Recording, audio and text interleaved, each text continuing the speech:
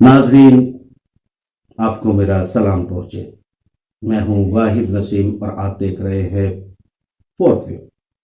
Fourth view में मैंने आपके साथ वादा किया था कि बाबा साहब के साथ एक बार फिर जुड़ूंगा और आपको उसी प्रोग्राम की कंटिन्यूशन में आगे बताने की कोशिश करूंगा कि अब अर्थव्यवस्थाओं का क्या होने जा रहा है और कोरोना डिप्लोमेसी को किस तरह से दुनिया हैंडल कर रही है और कौन देश किसके साथ जाने वाला है, क्यों लोगों को एक दूसरे पर शक हो रहा है, क्यों लोग डरेंगे कि हम कोरोना की इस वबा से निपटने के बाद अपनी अपनी अर्थव्यवस्थाओं को खोलें और खोलने के बाद लोगों को कारोबार दे, कितने लोगों को कारोबार हम दे पाएंगे, कितने देश किसके साथ जुड़ जाएंगे, उनके क्या असरात होंगे और किस तरह अब किन चीजों के दाम बढ़ेंगे, किन चीजों के दाम घटेंगे और किन क्षेत्रों में रोजगार होगा और अर्थव्यवस्था कहां से चालू हो सकती है। अब मशवरा हम देंगे और पाहवा साहब से पूछेंगे कि बहरहाल इस तमाम मामले को किस नजरिए से देखते हैं। खैर मकदम है पाहवा साहब आपका। बहुत शुक्रिया जनाब, बहुत बहुत शुक्रिया। मेरा पहला सवाल आपके साथ ये है कि अब जो अर्थव्यवस्था होती है पाहवा साहब, वो चलती है गांवों से। गांव का आखिरी किसान जो है वो खेती करता है, प्रोडक्शन करता है, प्रोडक्शन करने के बाद जो खेत में उगाता है उसको मंडियों तक लेके जाता है। जब वो मंडियों में जाता है, इसमें एक बात समझने की है कि जब अपने खेत में किसान उगाता है, जो हमारी अर्थव्यवस्था वो टोटली फार्मिंग बेस है, किसानों के कंधे पर है, वही अन्नदाता है। और वो कैसे करता है, ये हमारी टोटल जीडीपी का लगभग 19 से 20% होता है, मगर ये 19 से 20% भारत की बाकी 80% अर्थव्यवस्था को कैसे कनेक्ट करता है, मैं नाजरीन यहां आपको वाजे करता चलूं, फिर पावा साहब से इसके बारे में पूछेंगे। आप ये समझ लें कि जब एक किसान जो है वो अपने खेत में फसल उगाता है, उसको वो मंडी में लेके जाता है, यहां से शहरों की शुरुआत होती है। किसान अभी खेत में वो एक गांव के अंदर किसानों की तादाद 35 से 40% होती है और बाकी जो 60% लोग हैं उनमें से 50% लोग, उनमें से कम 90% लोग जो है 50 या 60 में से वो लोग कैसे इस अर्थव्यवस्था पर अपने आप को मुनसर करते हैं, जीवन अपना गुजारते हैं। ये वो किसानों के खेत में काम करते हैं, उनके साथ उसे खेती हर मजदूर कहते हैं, वो अपना काम करते हैं। कुछ लोग जो है लोहे का काम करते हैं, कुछ कपड़ों का काम करते हैं, कोई बुनाई करता है। और गांव के अंदर एक छोटी सी अर्थव्यवस्था होती है। वो अर्थव्यवस्था इन किसानों को फसलाना जिसको कहते हैं कि 6 महीने की फसल पर इनको जो अनाज मिलता है या पैसे मिलते हैं उसकी बुनियाद पर वो करते हैं। फिर छोटे छोटे दुकानदार होते हैं जो शहरों से सामान लाते हैं, वो गांव की सामान की पूर्ति करते हैं। मगर ये अब यहां पर ये सब बातें क्यों कर रहा हूं, क्योंकि 80% भारतीय गांव में रहते हैं और मात्र 20% लोग जो हैं वो, जिन्हें आप अलग कैटेगरी में गिनते हैं, पूंजीपतियों में गिनते हैं, वो लोग जो है शहरों में रहते हैं। यहां से अब ये मेले वालों का खेल शुरू होता है, जिन्हें आप शहरी कहते हैं। यहां गांव के लोग, अब वो किसान मंडी में लेके जाता है जहां पर बिचौलिया, उसमें दलाल शब्द का इस्तेमाल नहीं करूंगा क्योंकि वो खराब होता है, तो मैं यहां कहूंगा बिचौलिया जो है वो बैठा होता है। तो वो जो बिचौलिया बैठा होता है वो किसान के माल को जब मंडी में आता है तो उसको खरीद लेता है और सस्ती कीमत पर खरीदता है, क्योंकि डिमांड एंड सप्लाई में किसान का माल पूरी तरह से ज्यादा एक साथ आ जाता है, उस वक्त डिमांड कम होती है। यहां पर ये सेठ जी सस्ती कीमत पर उनका माल खरीद लेता है और स्टॉक कर लेता है। फिर इसको वापस कैसे इस अर्थव्यवस्था से जोड़ता है। ये जो हमारा किसान का माल खरीद कर बेचने वाला जो व्यापारी है, उसको अपने घर में सारी चीजों की जरूरत होती है, यानी कि उसको फ्रिज भी चाहिए, लंबी गाड़ी भी चाहिए, उसको तमाम ऐशो आराम की चीजें भी उसके पास होती हैं, स्कूटर, बाइक, तमाम घर की सुविधाएं जो एक घर में होता है वही दुनिया में बनता है। यानी आपके घर में जो सामान होते हैं, चाहे वो फ्रिज हो, चाहे टीवी हो, संदूक हो, अटैची हो, आपके पास जितनी भी सामान एक घर में होते हैं वो उसके घर में भी होता है। यानी कि यहां से फैक्ट्रियों की, उद्योग की जरूरत पड़ती है। यानी उद्योग में जब अब वो सब चीजें उसको तब मिलेगी जब उद्योग उन चीजों को बनाएगा। जब उद्योग इन चीजों को बना के उसके घर में पहुंचाता है तो अब उद्योग जो है वो जिंदा हो जाता है, खड़ा हो जाता है। यानी उद्योग से किसान के पैसे से खरीदे गए उद्योग को जिंदा किया जाता है, और इस उद्योग को बनाने के लिए जितने मजदूर, इंजीनियर सब कुछ लगते हैं, इलेक्ट्रिसिटी, पावर, ये सारी कमाइयां शुरू होती हैं एक उद्योग में, तो उनमें लोगों को रोजगार मिलना शुरू होता है। वो रोजगार जो है वो कनेक्ट करता है कि इन सब चीज बनाते हैं। अब ये सारी चीजें जो एक लाला जी ने खरीदी है या एक बिचौलिए ने खरीदी है, वो तमाम वो लोग भी खरीदते हैं दूसरों की बनाई हुई वो तमाम चीजें, क्योंकि एक फैक्ट्री एक चीज बनाती है और दूसरी फैक्ट्री दूसरी चीज बनाती है। उसी तरह से ये तमाम एक दूसरे की चीजों को खरीदते हैं, और खरीदने के बाद उन तमाम जो उद्योग की प्रोडक्ट है वो एक दूसरे के जो कामगार हैं, जो उनके ओहदेदारान हैं, वो सब अपने अपने घरों में खरीदते हैं। ये 20% लोग इन्हीं सब चीजों में काम करते हैं। कोई बिचौलिए का काम करता है, कोई उद्योग में काम करता है, कोई उद्योगपति है। ये सब कुछ काम करने के बाद यानी गांव तक भी वो सब चीजें पहुंचती हैं, मगर आपस में चूंकि ज्यादा पैसा ये लोग कमाते हैं बिचौलिए, और गांव की ज्यादातर की कमाई जो जमीन से, हिंदुस्तान की मातृभूमि से पैदा होती है, उससे मोटी कमाई करने के बाद ये बिचौलिए बड़ी ऐशो आराम की चीजें खरीदकर अर्थव्यवस्था को चलाते हैं, और अर्थव्यवस्था पर इसी को पूंजीवादियों का कब्जा कहा जाता है। इस पूंजीवादी मानसिकता में भारत में काफी घर किया हुआ है, और हजारों सालों से गरीब, मजदूर और किसान जो अन्नदाता है उसका शोषण करते आए हैं। इन पर बहुत गौर करने की जरूरत है, और इन पर दोबारा से बुद्धिजीवियों को विचार करने की जरूरत है। मैं डरता वरता नहीं हूं किसी से, तुम जो चाहे कर लेना, मेरा दफा करो, इन सब चीजों से मैं डरने वाला नहीं हूं। तुम्हारी जड़ें और तुम्हारी लूट के जो अफसाने हैं वो जनता तक जरूर पहुंचाऊंगा, ताकि मैं नागरिकों को जागरूक कर सकूं कि तुम, वो किसान जो कंधे पर हल उठाता है वो तुमको खाना खिलाता है, और तुम जो ऐश करते हो किसान को और मजदूर को जो तुम लोग जो एक हकीर समझते हो और उस पर एहसान करते हो, और ये तमाम कर्जे तुम्हारी सरकारें भी जो है वो बड़े बड़े उद्योगपतियों के माफ करती है, और गरीब किसानों के लिए कोई राहत नहीं दी जाती है, उनको खुदकुशी करने के लिए छोड़ दिया जाता है। मैं खड़ा हूंगा, मैं इनके साथ खड़ा हूंगा, और तुम्हारी हर पोल को खोलूंगा, और तुम्हारी हर लूट को खोलूंगा। अभी पावा साहब के साथ चलता हूं। तो पावा साहब, अब आप क्या देख रहे हैं कि क्या उन अन्नदाताओं के लिए, उन मजदूरों के लिए ये जो 20% लुटेरे हैं ये क्या करने वाले हैं? आपने जितना कुछ भी अभी बताया है, या जो भी कुछ मैं कहने जा रहा हूं, इसको व्हाट्सएप यूनिवर्सिटी के प्रोफेसर नहीं समझ सकते, क्योंकि वो एंटायर अर्थशास्त्र में प्रोफेसर हैं, और ना उसको वो लोग समझ सकते जो हमारा मीडिया देखते हैं, जो रोज टीवी पर बैठ के बहस देखते हैं, या हिंदू मुस्लिम की, जिनके लिए मसला सबसे बड़ा है। अच्छा, भारत में मीडिया भी है? हाँ, जो भी, जिसको भी आप जो भी कह लें। तो जैसा आपने बताया, हमारे यहाँ 42% हमारी आबादी खेती पर निर्भर है।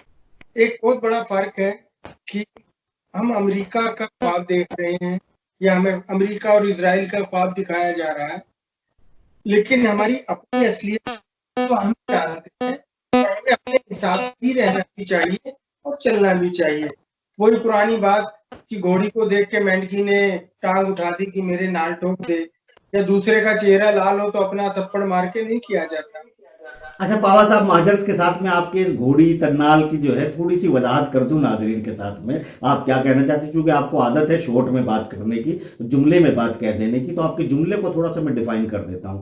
नाजरीन, यहाँ पावा साहब कहना चाहते हैं घोड़ी और तन्नाल का मतलब क्या है उनके, तो यहाँ मैं आपको समझाता हूं कि घोड़ी और तन्नाल मतलब मेंढकी की तन्नाल, मेंढकी का पैर, ये क्या है? ये इसलिए है, पूरे यूरोपियन यूनियन में, अमेरिका में, इन तमाम विकसित देशों में सरकारें अपने नागरिक की जिम्मेदारी लेती हैं। 18 साल का जब वो होता है तो उसको एक मकान दे दिया जाता है, जिसको गाड़ियां दे दी जाती हैं, और उसकी तमाम सुविधाएं जो हैं उसको मुहैया करा दी जाती हैं। सरकार उसकी नौकरी की जिम्मेदारी लेती है, जब तक नौकरी नहीं देती तब तक बेरोजगारी भत्ता देती है। तो उनके लॉकडाउन से उनको फर्क नहीं पड़ता। अगर सरकार जो है चलेगी, अर्थव्यवस्था चलेगी, वो तो भी अपने नागरिक को देंगे, अर्थव्यवस्था नहीं चलेगी तो भी अपने नागरिक की पूर्ण जिम्मेदारी लेंगे। और उसके बाद जो है वो आप आगे थोड़ा सा बढ़ेंगे तो आपको पता चलेगा कि वहां जब 60 साल में आप रिटायर हो जाते हैं, जिसके लिए आप अपने यहाँ पर बच्चों को बड़ा करते हैं, बड़ी उम्मीद लगाते हैं, एक परिवार को खड़ा करते हैं कि बुढ़ापे की लाठी बनेगा, वहां हर नागरिक की बुढ़ापे की लाठी सरकार है। बच्चे के पैदा होने से स्कूलिंग तक की जिम्मेदार वहां की सरकार है। यहाँ हम हिंदुस्तानी हैं, जो वहां की सरकारें अपने बच्चों देश के नागरिकों के लिए करती है। यहाँ पर अच्छे फादर, गॉड फादर, अच्छे जिनको पारिवारिक माना जाता है, जिम्मेदारी उठा पाते हैं, उनको वो काम करते हैं जो वहां की सरकारें आसानी से कर देती हैं। यहां हम लोगों को अपने परिवार खुद चलाने होते हैं, सरकार को टैक्स देते हैं, उनके प्रबंधन, गाड़ियों के तमाम चीजों के प्रबंधन के लिए हम कर्ज टैक्सेस चुकाते हैं। मगर हम लोग जो है यहां जो सरकारें उन विकसित देशों की जिम्मेदारी लेती है, ऐसी एक भी जिम्मेदारी हमारी सरकार ने कभी ली है, न आगे लेने की संभावना है, सिवाय झूठ बोलने के। तो ये मींड की और घोड़े की तन्नाल का फर्क है, इसे कंपेयर करने की भूल मत करो। ये जो व्हाट्सएप यूनिवर्सिटी और कुछ जो है, जो पावा साहब ने अभी कहा कि वो व्हाट्सएप यूनिवर्सिटी वाले या कोई सो कॉल्ड मीडिया पीडिया कुछ होगा यहाँ पर, मैं तो कभी देखा नहीं है, वो इस तरह की लोग वो जो अफवाहें फैलाते हैं और कंपेयर करते हैं अपने आप को। आप खुद आप कंपेयर कर लेना कि जब आप यहाँ पर क्या 18 साल के होते ही आपको एक मकान बना के दे देती है, आपकी उम्र गुजर जाती है अपने लिए एक झोंपड़ा बनाने में, उसके बाद अपने बच्चों को पढ़ाने में आपकी तमाम कमाई खर्च हो जाती है, उसके बाद उसको नौकरी दिलाने में या कारोबार कराने में आपकी उम्र निकल जाती है, आप खांसने लगते हो, आप खटिया पर चले जाते हो, मर जाते हो इस उम्मीद में कि आपका बच्चा आपको कमा के देगा। ये सब परेशानियां उन देशों में पाई नहीं जाती है। तो मेंढकी और घोड़े का मुकाबले जैसी अफवाहें, इन पर यकीन करना महज बेवकूफी है। वो जो 20% लोग हैं जो डिजिटल हैं, वो डिजिटल 80% का शोषण करते हैं। यही पूंजीवाद है, यही शोषण जो है वो उनको अमीर बनाता है। मैं एक प्रोग्राम करूंगा कि आपके एक पसीने की बूंद की कितनी कीमत होती है, और उस पसीने की बूंद को एक सेठ जो क्रोनी कैपिटलिज्म का हकदार होता है, हिमायती होता है, वो तुम्हारे पसीनों की बूंद को कैसे अपने तिजोरी में जमा करता है और उसका शोषण करके तुम्हारे पसीने को और सड़ने के लिए छोड़ देता है। इस पर भी एक प्रोग्राम जरूर इंशाल्लाह करूंगा। अभी पावा साहब की तरफ चलते हैं जी। घोड़े और तन्नाल के बाद आप क्या कहना चाहेंगे? तो मैं यही बता रहा था कि जितनी भी अर्थव्यवस्था है या जो कमाई है, वो कमाई जमीन से होती है, चाहे वो खेती से हो या खनिज से। दो ही चीजें ऐसी हैं जो हम पैदा करते हैं, बाकी तो हम सिर्फ शक्लें बदलते हैं। हम लोहे का हवाई जहाज बना देते हैं, लेकिन रहता वो लोहा ही है, हमने उसकी शक्ल बदल दी। हमने बारूद की मिसाइल बना दी, सिर्फ उसकी शक्ल बदल दी। तो पैदा हम या तो खेत में करते हैं या कुदरती जो खनिज हमारे पास।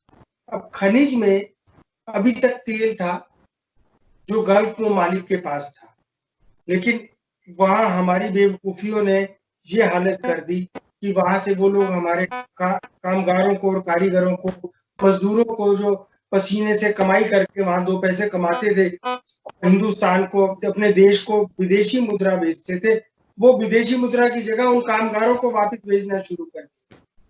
हम अपने आप को सीमाओं में बांध रहे हैं, लिमिटेशन में। हम कह रहे हैं, हमारे प्रधानमंत्री जी कह रहे हैं कि स्वावलंबी बनो, मोहन भागवत जी कह रहे हैं। सरकार का तो मुझे पता नहीं है, मगर आपने जो मुद्दा उठाया है विदेशों से हमारे जो कामगार हैं, अगर वो आएंगे तो हमारी फॉरेन करेंसी कम हो जाएगी और लोग हमको किस नज़रिए से देखना शुरू करेंगे, ये सब बातें शायद ये आप इसलिए कह रहे हैं कि शायद आप ये जानते होंगे, क्योंकि ये भारतीय मीडिया में या ऐसी बातें अभी तक आती नहीं है या समझाया नहीं जाता होगा कि हमने कहा था नाजरीन को कि हम डिप्लोमेसी पर भी बात करेंगे। तो यहाँ एक डिप्लोमेटिक सवाल जो है खड़ा कर दिया है पावा साहब ने नाजरीन। तो पावा साहब को शायद उनको पता तो है, मगर मैं उनकी बात का संधि विच्छेद कर देता हूँ कि आप जानते हैं कि ये नेतन्याहू जो इजराइल का प्रेसिडेंट है, वो आज तक दुनिया में जातिवाद का, मुसलमानों का और इस्लाम का सबसे बड़ा दुश्मन माना जाता रहा है। उसी से इंस्पिरेशन लेके बहुत से लोग उसकी नकल करके इस ख्वाब को देखते रहे हैं कि किसी तरीके से इस कम्युनिटी को भी कहीं ना कहीं उन्हीं की तरह जुल्म सितम का शिकार किया जाए।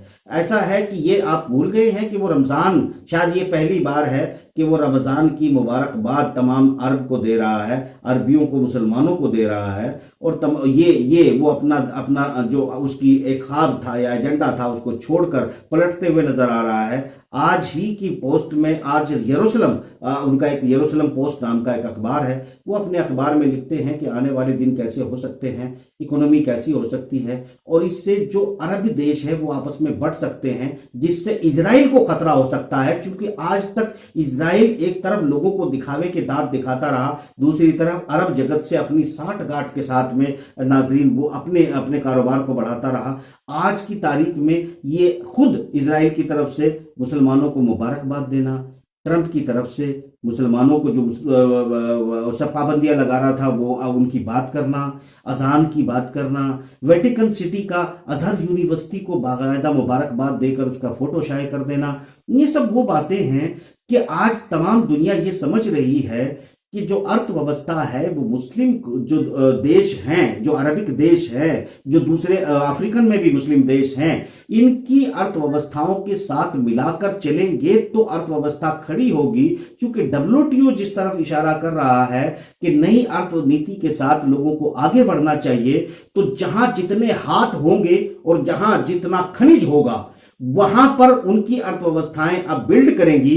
जो फेक करेंसी के नाम पर अर्थव्यवस्थाएं चल रही थी, ये बेसिकली ये जो एक क्रोनोलॉजी है, ये दुनिया की अर्थव्यवस्थाओं को सैचुरेशन पॉइंट पर आने के बाद उनको एक तरह से मिसमार करने, उनको एक जगह पर लाने और उसके सेटलमेंट पर समझौता करने और नए समझौतों पर साइन करने का एक गेम है, जिसमें पूरी दुनिया में डॉलर के रेट अलग होते थे, यूरो के रेट अलग होते थे, इन देशों में जो चीजें पाई जाती हैं उन सब के रेट अलग होते थे, और एशिया में वही चीजें जो वहां पर कुछ डॉलर की मिलती थी यहां पर चंद सिक्कों की मिलती थी। चाइना में, एशिया में, भारत में, इन सब जगह पर दुनिया को एक तरह से एक सस्ते या महंगे जो भी हो एक ही प्लेटफॉर्म पर लाने, एक ही रेट चूंकि कॉम्पिटिट किया जा सके कि कौन क्या बनाता है, कैसे बनाता है, और जो सैचुरेशन पॉइंट अपनी सुविधाएं देने के नाम पर वो एंड में पहुंच गई थी यूरोपियन दुनिया, पश्चिमी दुनिया, वो अपने आप को सेटल डाउन करने के लिए एशिया और अफ्रीका के साथ मैच करने के लिए, ज्यादा डिफरेंसेस ना रहे, उनको सेटल करने के लिए क्रोनोलॉजी खेली जा रही है। इस क्रोनोलॉजी की शुरुआत होगी, दुनिया की नीतियां बदलेंगी, दुनिया की नीतियों के साथ अर्थव्यवस्थाएं, अर्थनीतियां बदलेंगी। यहां पर मैं देख रहा हूं कि भारत में ऐसा कोई थिंक टैंक नहीं है कि इस पर कोई काम किया जा रहा हो, इस पर कोई विचार किया जा रहा हो, जबकि पूरी दुनिया मुस्लिम जगत के पीछे इसलिए भाग रही है, वो जानते हैं कि वहां पर गोल्ड माइन है, वहां पर फ्यूल है। अभी एक साथ अगर हम ऑयल फील्ड से अपनी अर्थव्यवस्थाओं को बाहर निकालेंगे, अचानक हम सब कुछ बंद कर देंगे, ये मुमकिन नहीं है। अगर हमको डिजिटल, इलेक्ट्रॉनिक या फिर जो सोलर पावर, इस तरह की एनर्जी या फिर थोरियम, ये सब तमाम न्यू टेक्निक पे अगर जाना है तो इसमें 10 से 25 साल हमको लगेंगे। अपने संसाधन, अपनी लड़ाई के संसाधन, अपने रोजमर्रा के संसाधन को एक्सचेंज करना है। तो उस तरफ बढ़ने के लिए जो दुनिया अब जाएगी उसमें मुस्लिम जगत एक अहम रोल अदा करने जा रहा है, जिसको दुनिया के सभी विकसित देश जानते हैं, समझते हैं। इसीलिए सब लोग अपनी बार्गेनिंग मुस्लिम जगत के साथ शुरू करते हैं, और अगर आपको कोई बरगला रहा है तो आपको बहुत बड़े धोखे में डाल रहा है। आप समझ लें कि आपका क्या होने जा रहा है, आपकी अर्थव्यवस्था का क्या होने जा रहा है। कहीं ऐसा ना हो कि आप पूरे विश्व में अलग थलग पड़ जाएं और आप कुछ समझने और सूझबूझ लेने वाला कोई ना हो। क्योंकि आपकी अर्थनीति कभी रूस की तरफ जाती है तो कभी अमेरिका की तरफ जाती है तो कभी चीन से टकराती है। आप कहीं पर खड़े नहीं हैं। तमाम दुनिया के लोगों को आप नाराज करते चले जा रहे हैं, चाहे वो मुस्लिम जगत क्यों ना हो, चाहे वो रशियन खेमा क्यों ना हो, चाहे वो अमेरिकन खेमा क्यों ना हो। क्योंकि आप जानते हैं कि अमेरिका में अभी आपके खिलाफ जो है एक जो उन्होंने आपको इंक्लूड किया है, किस कैटेगरी में किया है, आपने बड़ा ऐतराज किया है कि हमारा अंदरूनी मामला है। ये अंदरूनी मामला कुछ नहीं होता, पूरा विश्व एक होता है। तमाम इतिहास पर भी नजर डाल लो, गलतफहमी से बाहर निकलना तुम्हारे लिए अच्छा होगा। और पावा साहब, आपका भी गलतफहमी से बाहर निकलना अच्छा होगा, निकलिए। तो मैं अपनी बात पूरी कर रहा था, तो मैं आपको दूसरी बात ये बता दूं, जहां तक मेरा अंदाजा है कि जब भी लॉकडाउन खुलेगा, महीने 2 महीने बाद, 3 महीने बाद, लॉकडाउन खुलने के बाद आप देखेंगे कि बाजार से 80% करेंसी गायब हो चुकी है। शायद नोटों का और पेपर करेंसी का जमाना तब तक खत्म हो चुका होगा। उम्मीद तो यही है। तो या तो हम रोजमर्रा के जो छोटे छोटे खर्चे हैं वो सब डिजिटल से ही करने लगेंगे, कैश लेन देन हम कम कर देंगे, और जहां तक बड़ी अर्थव्यवस्थाएं हैं वो भी शायद सोना चांदी में आ जाए या बार्टर सिस्टम में आ जाए। क्योंकि कम से कम हम तो अपने गांव में जब रहते थे, छोटे होते थे, तो हम तो यही जानते थे कि एक कटोरा गेहूं दे के एक चुस्की ले आओ। अच्छा, आप बार्टर सिस्टम की बात कर रहे हैं, ये कह रहे हैं? बड़े बड़े देशों में बाबा साहब, आपकी ये बात भी नाजरीन को थोड़ा सा वाज़ेह कर देता हूँ। देखिए, बार्टर सिस्टम कहते हैं चीजों के चीज बदले चीज लेना।